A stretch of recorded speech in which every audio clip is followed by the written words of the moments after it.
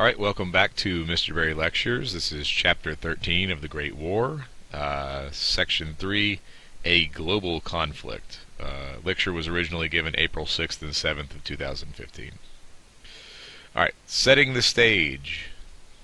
The Great War, World War I, those are interchangeable terms, of course, was truly a global conflict. There were nations all around the world involved in this war, nations as far away from Europe as Japan and Australia. They were both involved on the Allied side. However, there were, of course, countries elsewhere that were allied with the Central Powers or were supplying resources to both sides of the war. But all over the world, there are people involved. Of course, you know, the Americans are also involved, with Canada. Practically every continent except maybe Antarctica is involved in this war. Now, colonies of these nations, again, are often involved.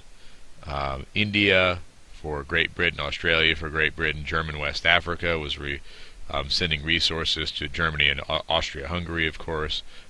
Various other colonial holdings would be sources of resources for all of these nations. Again, a global involvement. Now, many of these nations are going to join this fight on both sides and try to end the war really quickly. I should point out that generally that's not very successful, and the war drags on for quite some time, as we have already seen. Now, war does affect the world. The First World War is very effectual. The war drags on, and nations are going to look for ways beyond Europe to tip the balance of war in their favor, They want to, of course, try to get it out of the way as quickly as possible to improve their chance of winning. And so, in that sense, we're going to look at three different things in the next couple of slides. One is the Gallipoli campaign. The second is going to be battles in Africa and Asia. And the third is going to be America joining the fight, something we have not, as to this point, talked about very much. That's America. Now, the Gallipoli campaign first. The British basically made this attempt to sway the war in the direction of the Allies. The idea was to take over a region of the Ottoman Empire called the Dardanelles. It is a thin strait right here in the middle of Turkey, between Turkey and Bulgaria and Greece and so on. So they were going to try to take over this area to get through the Aegean Sea, the Sea of Marmara, into the Black Sea. And the reason that they wanted to do this, the idea was that they would enable them to establish supply lines with Russia. Of course, France and Britain have access to the Mediterranean, and if they can go through the Aegean Sea, through the Black Sea, they can then get to some of the port cities of Russia in the western portion of the Russian continent. Okay. Now, this campaign to get this supply line open is called the Gallipoli campaign, due to the name of a peninsula in the nearby area. So this little piece of land right there is Gallipoli. Okay, so that's why it's named that. Now, the Gallipoli campaign started in February 1915 and was kind of a group effort between England, France, Australia, and New Zealand. Australia and New Zealand sent a lot of troops to this Gallipoli campaign. Sometimes they're called ANZAC troops. ANZAC, A-N-Z-A-C, is the Australia and New Zealand Army Corps. Not important for you to remember that. I just find that kind of interesting personally. But they sent a lot of people. So this is kind of one of the notable places where you see colonial soldiers showing up in great numbers in World War I. Now, that campaign, the Gallipoli campaign, generally went pretty badly. It is often noted amongst one of the greatest military failures of all time. I actually have a book at my house that is Greatest Military Disasters of Human History, and it's only like 20 or 30 different military engagements that it talks about in the entire book, and this is one of the longest sections about the Gallipoli campaign. Basically, there was not a lot of really good planning on the part of the British who initiated this campaign. They were trying to take a area that was very heavily fortified. They were trying to take it from a low lying position. They were trying to take a position on a high area on a mountain, basically very rocky terrain. There was not sufficient planning on the part of the British, basically. German-led Turkish troops also, therefore, were able to basically get the Allied troops to give up by December of that year in 1915. They basically gave up mainly because they were suffering far too many casualties for what this was really worth to the Allies. 250,000 Allied casualties were confirmed during this campaign. So while they would have liked to open a supply route to Russia, I mean, Russia really needed it. They needed the help. They were struggling on the Eastern Front. At some point, they had to cut their losses and give up on this one. So the Gallipoli campaign did not go well, and the Allies are forced to stop. All right, let's look at battles in Africa and Asia really quickly.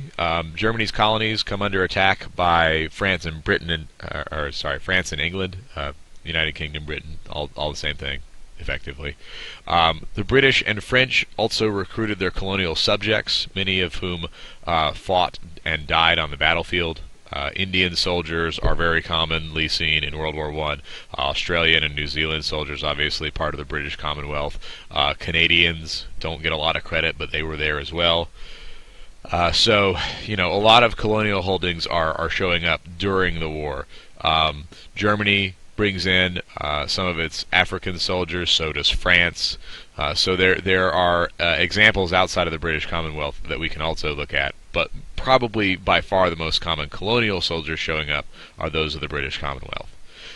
It is also of note, I think, that Japanese, again, they were on our side. A lot of people kind of forget that. And they were able to overrun German outposts in China, as well as capture many of Germany's Pacific islands. So this kind of cuts Germany off from a lot of resources that it can gain from Asia and its land holdings there. So Japanese is actually very useful during World War I. Now, let's talk about kind of how colonial support was. Battles in Africa and Asia are taking place. They're using colonial forces, of course. I think some colonial people, let's say some colonial people were less than pleased to be helping their European rulers. I mean, obviously, we kind of look at it this way because it's semi-accurate, but we kind of look at World War I as being a European war, something that didn't necessarily involve the rest of the war directly, or rest of the world directly. So a lot of them were not real happy to be fighting on behalf of their European rulers. Some, however, were fighting very valiantly, and they would fight happily for the European cause. One individual that is of cultural importance that actually did support the British Allied war effort, I suppose you could say, is Mohandas Gandhi. Now, a lot of you all will be familiar with Gandhi as just Gandhi or Mahatma Gandhi, both different names for this gentleman. He is, of course, the great Indian pacifist. If you know anything about Gandhi, you generally look at him and go, "Oh yeah, so the guy who was nonviolent and protested British rule in India, right?" That is correct. Now, despite the fact that he was against British rule in India, he was nonviolent, Gandhi was actually in support of the British war effort. Now, the reason he was in support of the British war effort is because he felt it would improve the status of Indian natives in the British Empire if they helped. Okay? His actual quote is, "If we would help improve our status through the help and cooperation of the British, it was our duty to win their help by standing by them in their hour of need." So again, if they could improve their status, get some more rights from helping the British, maybe in fact gain their independence later on, Gandhi was well in favor of helping the British in their war effort. It was probably also a thing where he realized that this was probably not going to go real well if Britain lost and they were taken over by Germany. So there may be some of that as well. But he felt that the Indians helping the British would probably be a net positive. Just an interesting note there. Now, America is going to enter the fight eventually. We kind of know that. I hope that's not a spoiler for anyone. However, real early on in the war, they're going to try to remain neutral. Again, Americans tend to really truly look at World War I as a European war. It is, a lot of people look at it as not really any of our business. It's not something that we need to concern ourselves with directly. However, in 1917 and somewhat in 1915, these are both two periods in which this takes place. The Germans announced that they are going to start sinking all ships entering the waters around Britain. The policy was called unrestricted submarine warfare. Unrestricted submarine warfare, of course, is one of your vocabulary terms, and it is the use of submarines to sink, without warning, any ship, and that includes neutral ships and unarmed passenger liners found in an enemy's waters. Okay. A very good example of this occurring actually earlier on in the war, in 1915, was the sinking of a British passenger ship called the Lusitania. And the Lusitania is the sister ship of the Titanic, and it is sunk by a German U-boat. This kills somewhere around 1,198 people, and notably, of course, we don't want to minimize the lives of anyone, but notably, 128 Americans are upon this ship as well. So Americans catch on to this, and they're, of course, very angered by this. However, again, they look at World War I, the Great War at the time, as being a European war, something that they did not want to involve themselves in. They knew how badly it was going, how great the loss of life was there. So it benefited them, if this was the one loss that they would have, to stay neutral. Okay, so Americans, again, will stay neutral for some amount of time. Now, America joins the fight eventually, and what is going to actually cause this, basically, is the interception of a telegram called the Zimmermann Note. However, before we intercept this telegram, Germany actually sinks 3 more American ships in 1917, killing many Americans, presumably, and pushing America really, really close to war. Now, we hadn't quite decided to enter the war at this point. However, again, like I said, the last straw that broke the camel's back basically was going to be the interception of a Zimmermann Note, a telegram, from Germany to Mexico. Now, the Zimmermann Note basically was from a foreign minister in Germany named Zimmermann to Mexico. Now, what they basically said is that asked Mexico to ally itself with Germany. Basically, Germany said that it would help Mexico reconquer the land it had lost in the United States, notably places like Texas, New Mexico, Arizona, maybe some of California, places that had become, by that point, U.S. states. And Mexico probably would have liked to have had back, I'm sure. However, this does not go real well for Germany. The proposal, of course, was actually intercepted and decoded by British intelligence, and then, of course, they passed that information along to us. Now, in April 1917, Woodrow Wilson, having heard of this, actually asked Congress to declare war on Germany. We see the Zimmermann Note as a direct threat to American sovereignty.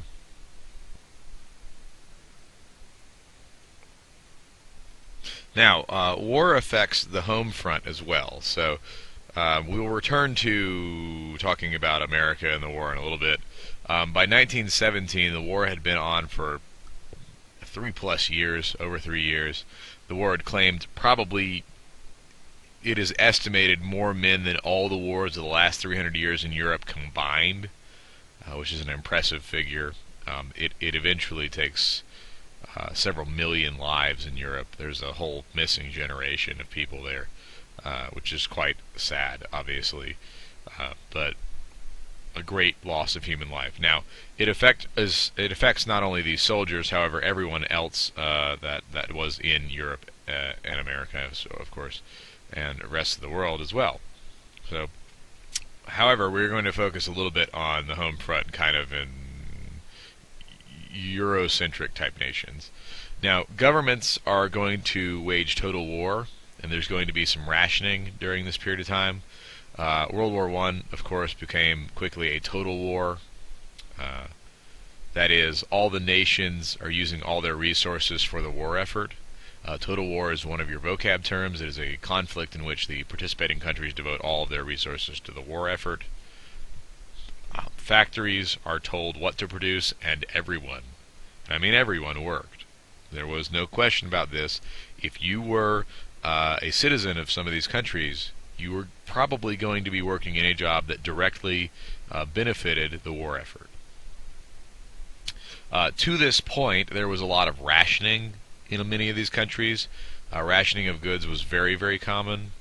And basically what rationing is it's the limitation of the amount of goods people can buy or will receive, often imposed by governments in wartime. We'll give you a good example from my other job. Some of you guys know I work a hunting and fishing counter at a sporting goods store.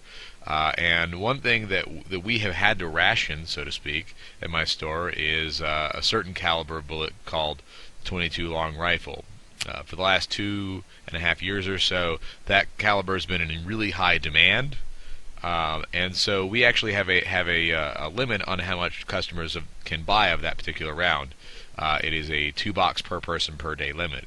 And so we have to tell people that all the time, and they're usually disappointed that they can't buy more. However, they understand, the reason we do that is so that we can keep supply enough to sell to a lot of different people, and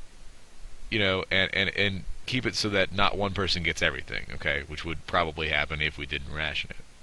Now, rationing in World War I, of course, was done so that we could supply the soldiers with enough resources and so on. If we ate a little less, if we used a little less gas, if we used fewer resources in general, those resources could be redirected towards the soldiers and the war effort, which would, of course, get us closer to winning the war. So a lot of people went on along with rationing, as they should have, given the circumstances, so they could help the war effort. Now, also exceptionally common in World War I was the use of propaganda. Governments used to suppress anti-war activities. I'm sure they're probably doing so today, and censor news about the war. The reason they did these things is because they feared that the truth of war, that it is a horrible thing, and that sometimes it was going badly and sometimes it was going well, and pretty much you don't want to talk about when it's going badly, is that if they heard the truth of the war, people would eventually turn against it, which, if you're trying to fight a war, you're trying to win a war, you really don't want that to happen. So propaganda, which we'll see a definition for on the next page, is very common on all sides of the war. For the point of this PowerPoint, will be showing, of course, a bunch of posters. You see them, here, top left, from Ireland. The lady is inspiring her male compatriot to go fight in the war. She says, "Will you go or must I?" Little stab at his manhood. U.S. posters often focus on things like buying Liberty loans or war bonds, that kind of thing. We'll see that in World War II as well when we get to that chapter. Sometimes they were very generic. You see things like "Let's go Canada" for Canada. There's a German poster here, assuredly, I'm sure, motivating people to join the war effort as well. There are all manner of different kinds of posters. You have things like this one on the top left here, "Destroy this mad brute," where we're basically, Kaiser Wilhelm II, or just a general German soldier taking, the Western world by storm, I guess is supposed to be representing by this woman here. They want you to enlist in the U.S. Army. Of course, he's showing up on the American soil. That's a little hard to see in this photo, but that's what he's stepping onto. Now, there's other things like "Keep these boots off the USA," both similar posters here, and then again a bonds poster with Lady Liberty telling them they need a bunch of money to fight this war, which they did, of course. War is very expensive. Now, don't keep in mind, by the way, propaganda is information or material spread to advance a cause or to damage an opponent's cause. This is, your definition. But just don't think like, it's only posters. Posters happen to be a really good visual example to use for the purposes of this kind of lecture. but you also see propaganda in newspapers and in some yellow journalism, some radio broadcasts. Of course, I'm sure there were news shorts, if you could get them, in theaters at the time, that were very propaganda heavy. So don't just think posters. However, there were visual and auditory different kinds of propaganda as well. All right, women in the war. This is something I think a lot of historians tend to kind of overlook, but women are actually very heavily involved in the war effort in World War One. They built things like tanks and planes. They made ammunition. They farmed. They paved streets. They ran hospitals, which was not particularly common at the time, more so now today, of course. And they basically did practically anything men would normally be doing. Most of the men are off fighting, so the women have to kind of take up the slack and take over a lot of these jobs, which they did. We have an opinion now today, primarily, majority opinion in the world is now that, women can do pretty much any job a man can do. This was not an opinion that was very common in the 19-teens. It is now, but it was not then. And so this changes the opinion of many people of what women are capable of, what jobs they should or should not be doing, or could be doing, if it came down to it. And I think that net positive, the work that the women did in World War I was probably a very good thing, because it advances, their opportunities to work. Now, some women even disguised themselves and fought on the front lines. There are multiple notable examples of this. However, since I'm not going to make you memorize anyone in particular, just be aware that also happened. So women did fight, although disguised, in World War I as well. Now, again, I hope it's not a spoiler, but the Allies are going to win this war, especially now that the United States is involved. We came in late and contributed significantly. The U.S. is now in the war, and the balance has basically shifted towards an Allied victory. However, before that Allied victory takes place, there are going to be some events in Russia and so on that give Germany a win on the Eastern Front and a renewed possibility of victory.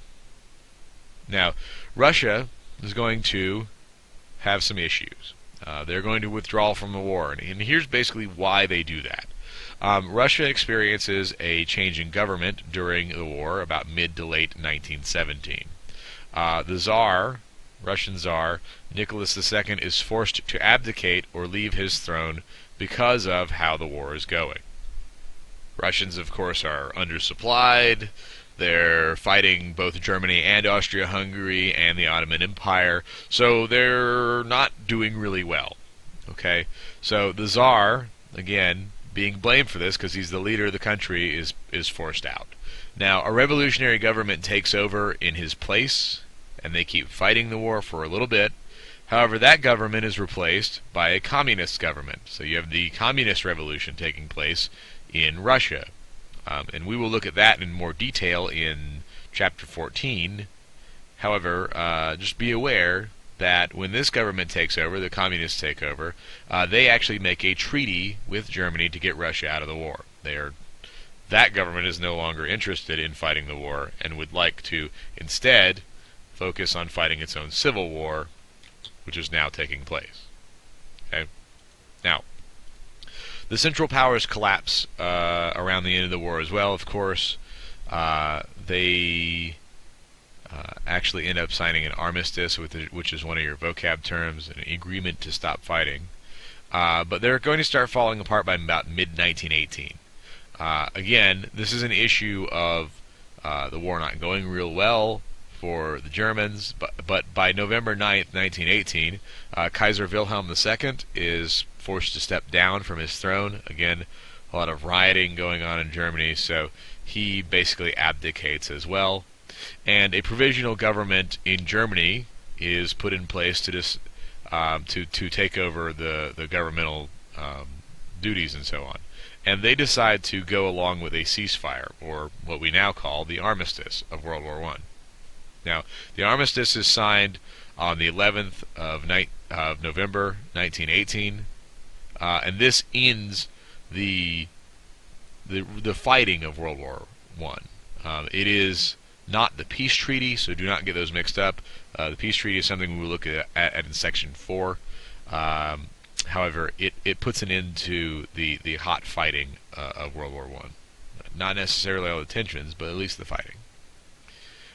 Should mention here also, just of interest, November 11th is a lot of places in the world, and Europe specifically, is looked at as Armistice Day. We in the United States use November 11th as Veterans Day, which is a general celebration of the veterans of American wars. But we even initially celebrated it as the quote-unquote end of World War I, or celebration of the ceasefire. Now, let's see. Legacy of the war. So here are a few statistics before we end here. 8.5 million people die as a result of the war, as a result of direct fighting, let's say. 21 million people are wounded. There's a great deal of disfigurement, loss of limb and life, of course. I will spare you photos of this, but a lot of poison gas attacks, blind people, and or again disfigure them. So that is not really uncommon. So more people are wounded than actually killed, which is, I guess normal. Millions of civilians died from starvation due to rationing or simple lack of food. Disease was extremely common in the time of World War I, especially the end portion. Spanish flu hit towards the end of the war, killed probably more people than actual fighting did by 2 or 3-fold. Slaughter was very common. Again, this is a total war situation, so you're not necessarily looking at a traditional battlefield situation. There is shelling of towns where people actually live and that kind of thing as well. So people dying who are not even really directly involved in the war. War costs are great in the sense of human life, but they are also great monetarily. World War I cost the world, the nations fighting it, $338 billion by 1918. And if you adjust that for inflation, it's somewhere above $6.19 trillion. That's, yes, trillions with a T. So a metric butt ton of money basically is involved in this. The final peace agreement, however, is probably the most important thing that came out of the war, and we will talk about that in section 4. Thanks for listening.